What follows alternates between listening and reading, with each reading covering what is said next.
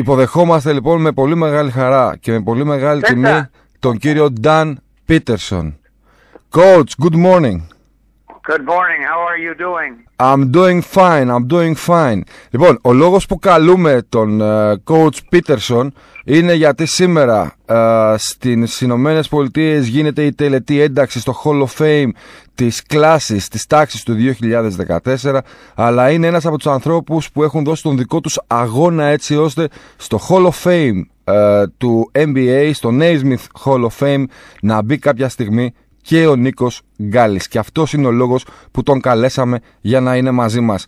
Coach, how are you? I'm doing fine, and of course the Hall of Fame is for everybody, NBA, NCAA, international, women, coaches, referees, everybody. Well, have you got any objections for the 2014 class? Well, Nick Gallis, of course, if you're talking about him, No, I'm talking in general because I would mention Nikos Gallis, in the next minutes. Okay. Well, the Hall of Fame is, as you know, is the top accomplishment for any basketball person. Just as baseball Hall of Fame, the football Hall of Fame, it's the top. You cannot go any higher. You've been recognized by your peers, your equals, as being one of the very best. So it is the top honor that any athlete or coach can receive.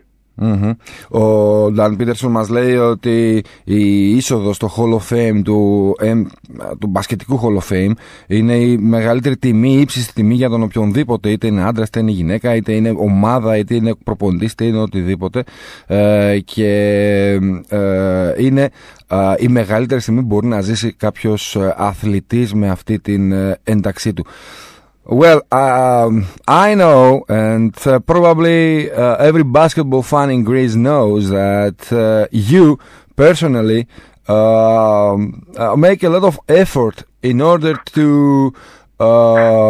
help the name of Nikos Gallis to be inducted one time in the Hall of Fame. What do you have to say about this? Well, I should say two or three things. One, I used to be on the international committee, but two, I am no longer on the international committee, so I cannot nominate anymore. I don't have a vote, but I write to them and I give them my opinion, on who is a deserving candidate. I never speak negatively about the ones I don't sponsor, but I speak positively about the ones I do sponsor. Ρωτήσαμε λοιπόν τον Νταν Πίτερσον, ο οποίος έχει δώσει πραγματικά πολύ μεγάλο αγώνα, γνωρίζοντας τον Νίκο Γκάλι από την τεράστια θητεία του στο ευρωπαϊκό μπάσκετ και στην Ολύμπια Μιλάνο, όπως και στη Βίρτους Μπολόνια. Ποια είναι η γνώμη του για το πολύ πολύ μεγάλο θέμα που είχε προκύψει πριν από 2 χρόνια με την είσοδο, με την υποψηφιότητα του Νίκου Γκάλη να μπει κάποια στιγμή στο Hall of Fame, και είπε ότι ήμουν μέλος της Διεθνούς Επιτροπής που πρότεινε παίκτες, πλέον δεν είμαι, άρα δεν μπορώ να ονομάσω υποψήφιο ή να προτείνω ως υποψήφιο κάποιον. Από την άλλη πλευρά όμως συνεχίζω, στέλνω γράμματα, λέω την άποψή μου, δεν μιλάω ποτέ αρνητικά για αυτούς που δεν ξέρω, έχω όμως το δικαίωμα να μιλήσω θετικά για αυτούς που ξέρω, και ο Νίκο Γκάλης είναι ένας από αυτούς. Coach Peterson, tell me something. You think that Nick Gallis is close to be inducted in the Hall of Fame, in the next years, or there is a long way to go to achieve something like that? Well, first of all, I think he deserves to be in because, I don't know how old you are, but before Nick, there's 2 ways to look at basketball in Greece. Before Nick Gallis, after Nick Gallis. Because if you remember well, before Nick Gallis, the Greek national team was nothing. The Greek clubs were nothing. Okay, they were zero. Okay, they were nowhere near the top of Europe with the national team or with their club teams. After Nick Gallis and Aris, Thessaloniki, okay. You saw the Greek national team win the Europeans in 1987. You saw them, and since then, with Giannakis in the 2006, they went to the final in the Worlds. They've been in the Olympics.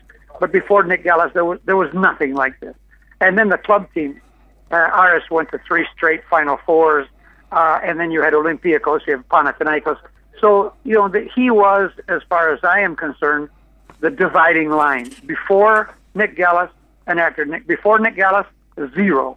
After Nick Gallas, 100. So, on that basis alone, I think that you must give him strong consideration for the Hall of Fame. Mm-hmm. It has to do with who now? Who is the person or the committee who has to, sponsor Nick Gallis in order to be a candidate of the Hall of Fame? Well, first of all, I don't know who the international committee is now. I think there are 24 people on the international committee.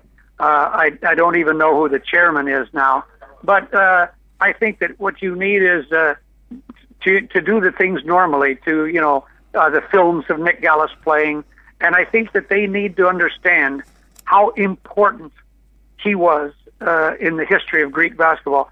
He is probably, I don't want to exaggerate, but I think he is probably the most important figure ever in Greek basketball history because he really transformed basketball in Greece, like I said before, from 0 to 100. Yeah, he remains unique as far as I'm concerned in this. Coach Pítersson, after so many years with so much experience in the European basketball, would you please tell me who are the 5 starters in your heart, the best 5 players who could, play in the ideal team of yours? Well, of course, when after Nick Gallas scored 44 points against my team in 1986, 87, I had him in there. I would say Nick Gallas, Drazen Petrovic. I would have 10 players, okay? Okay. Arvydas Sabonis, for sure. Kresimir Čosić, Drazen Delipagic, Drazen Petrovic, Dragan Kikanovic, Nick Gallas, Fernando Martin. I'm talking about opposing players on other teams in the cup play, And then, of course, in Italy, I coached against Dino Meneghin, Pierluigi Marzorati. These are players that I think you have to say this. Mm-hmm. They were great every game. They didn't have a good game and a bad game and 2 good games and a bad game. They were great every game. Mm-hmm. You knew what they were going to do every game. And Nick Gallas was that type of player. He was great every time he played. And you feared him. You were afraid of him because he could just dominate a game. Very unusual for a small player with just 1.83 m to dominate a game like he dominated those games. So he was just he was really something. Mm-hmm. Mm-hmm. Of course, I don't want you to be, a magician, but tell me, what is your opinion? You think that the time will come and finally Nikos Gallis will gain a place in the Hall of Fame? Yes, I think that this will happen. I think there are 2 or 3 problems here. One is, the international committee only puts forward, inducts maybe 1 international player a year. I think they should induct 3 or 4 international players every year. And then, of course, with the time that passes, more players get on that list, like Sabonis. So it becomes, there are a lot of names, and Nick Gallas might be forgotten by some people. So I think it's the job of the people that nominate him right there in Greece to make sure they know what he did. 1, his greatness as a player, and 2, his greatness as a historical figure in Greek basketball. I mean, like I said, he was the turning point for basketball in Greece. They were 0 before Nick Gallas, 100 after Nick Gallas. You know, they did won the Europeans. They went to the World Finals. They've been to the Olympics. So their club teams, Panathinaikos and Olympiacos, have just dominated Europe in the last 15 years, and all of that started with Nick Gallas. So he, on that basis, he must be presented to the Hall of Fame, and they must know what he did, which was really remarkable, exceptional. Okay, tell me something. During the game that you had against Nick Gallis and Aris, could you please remember during the game if there was a moment that you think that who the hell is this guy and how I'm gonna stop him? Well, first of all, I knew about Nick Gallis when he played at Seton Hall. I saw him in the summer up in Massachusetts when he was drafted by the Boston Celtics, and he was at Red Auerbach's camp. So I knew a little bit about him. I'd seen him play. I knew he was good. But you are correct. I did not know he was that good. Okay, I mean, he shocked me. We said, okay, he's a good player. We have to play defense on him, But I tried everybody: Mike D'Antoni, Franco Bozelli, Roberto Premier, Vittorio Gallinari.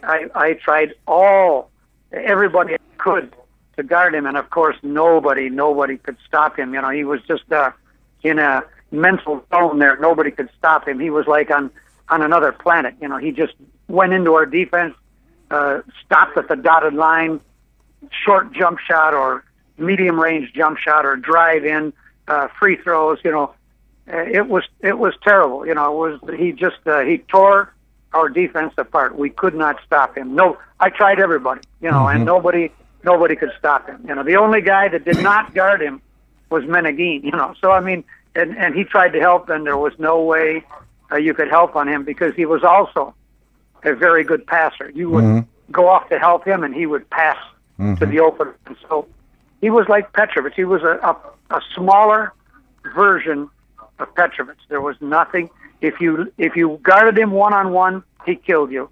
If you helped on him, he passed the open guy. So he was just a tremendous problem for us. In fact, when we came back to play them again in Milan a week later, I had to make a tremendous defensive adjustment, just like we did against Petrovic, which was instead of going all the way to help on Gallas, I'd say go halfway. Don't go all the way. Go halfway and then fake going for him and fake coming back. See if we can create a little bit of indecision. He's a very decisive guy. So we tried everything, but nothing really worked. Well, my last question, Coach, and I have to declare myself as a very honored person who had the chance to speak with you even for those 10-15 minutes on the air. I was saying before that the United States national team, few days before the beginning of the World Cup in Spain, seems to have a lot of problems. Player by player, abandon. I don't know if it's the correct word, but player by player doesn't want to play or they can't play, as Paul George and his tremendous injury. What do you think about the United States team in the World Cup, in the upcoming World Cup? Well, they will be, of course, the number one team, the favorite. But you are correct; they must be careful, and they know this. They have had very difficult games with teams in both the Olympics and in the World Championships recently, so they know they're going up against good competition. But I think that also the other teams have had their problems also. So all of the teams are a little bit weaker in the World than they are in the Olympics. The World is kind of like, it's a secondary event. The Olympics are the big thing. Everybody goes to the Olympics with their full team and everybody at top. So yes, Kevin Durant just said he was going to step off the team. So they've lost some great players, but of course they have a lot of great players to use. And Mike Krzyzewski is a very good coach. So they will be the favorite, but I think they should be very careful. I think the European teams are going to give them a lot of trouble. They're very well prepared. They're very well coached. They know the international game. They have good personnel. They have very good players. So I think the USA is favored, yes, but I think you are correct. They have lost some key people, and they should be very, very careful because they could definitely be upset by some team. I don't know who, but they have to be careful every game. I'm honored, Mr. Pieterson. I'm really honored. Thank you very, very much. Well, I have a lot of friends in Greece, and I always, I enjoy talking to you all the time. So take care. Thank you for the call. Okay, bye-bye. Thank you very, very much. I appreciate it. Thank you very much. Bye. Bye.